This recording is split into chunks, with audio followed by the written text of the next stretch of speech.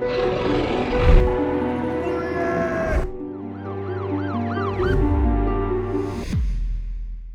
following true stories are about vanishing hitchhikers, where some of the phantom hitchhikers will speak while others are silent and just point. After a few seconds or a few minutes, subsequently vanish without explanation, usually from the moving vehicle.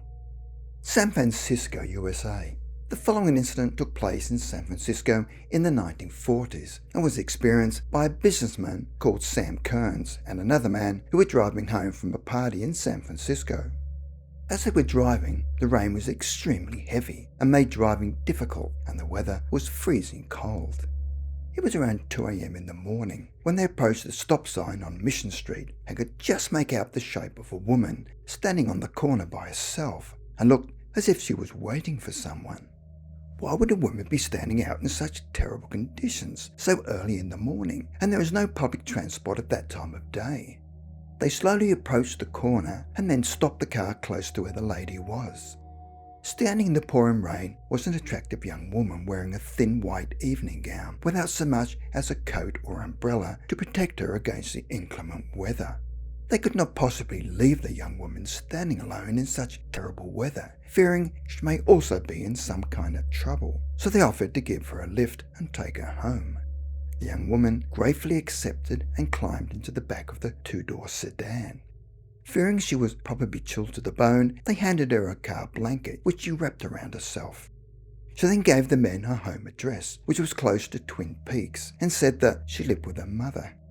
The men did not ask the young woman why she was out in such dreadful weather, wearing only a flimsy evening gown, and the woman never offered an explanation as to why she was standing alone on Mission Street in the pouring rain without a coat or umbrella.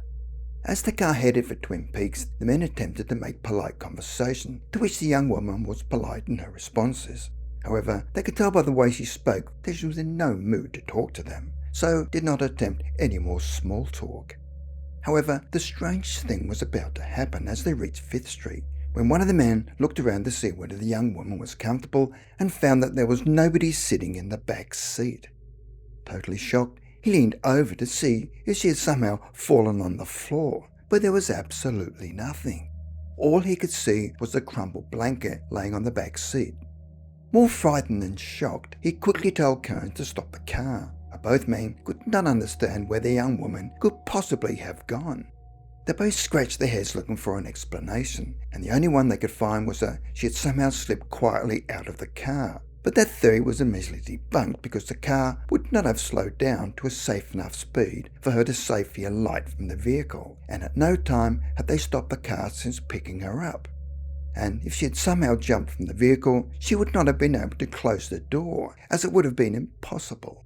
Both men were totally bewildered and worried about the young woman's welfare, and to get some sort of answer or explanation as to what just happened, they decided to go to the address that she had given them.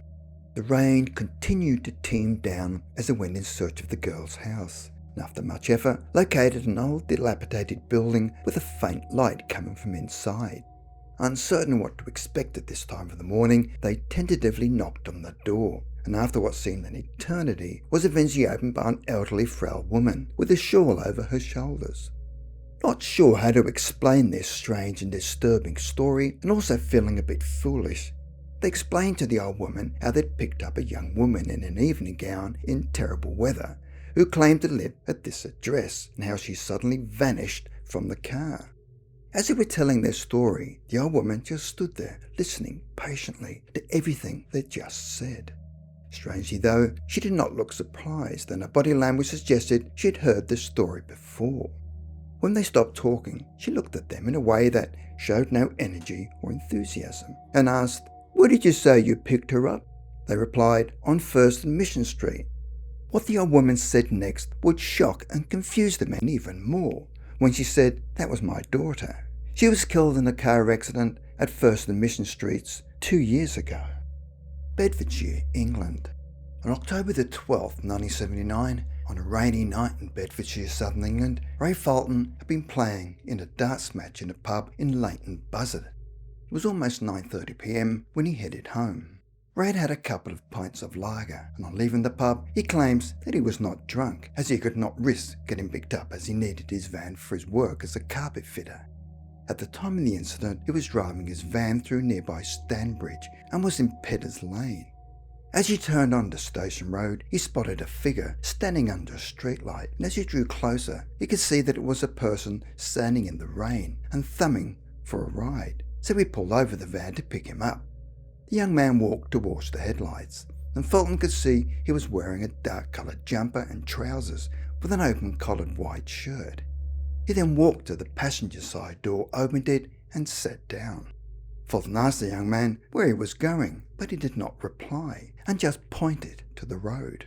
Fulton drove at about 40 miles an hour, and after a few minutes he turned around to offer the young man a cigarette, but found he was no longer in the car.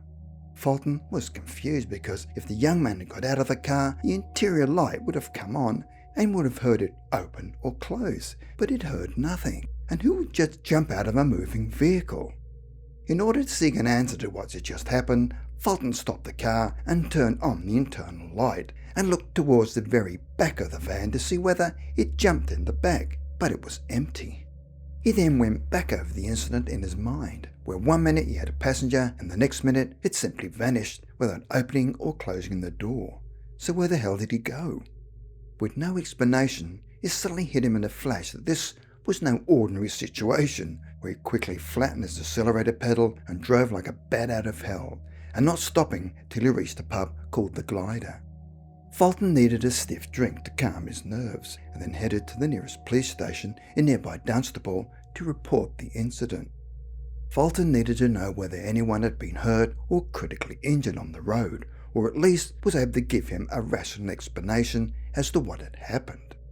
Fortunately, the police were unable to assist him and could see on his face that what he'd experienced had actually taken place. So the police drove out to where Fulton claimed the incident had taken place and found it to be open and flat and would be a difficult place to hide. The terrifying incident affected Ray Fulton so much that, in a later interview, his wife Sheila said that night when he got home, he insisted on leaving the lights on in the house, as he was worried that whoever he'd picked up that night might come looking for him. Whatever had happened to Ray Fulton that night, everyone he knew agreed that he was absolutely terrified, and there was no doubt in his mind that it was real and that someone had got into his van and to this day did not know what it was.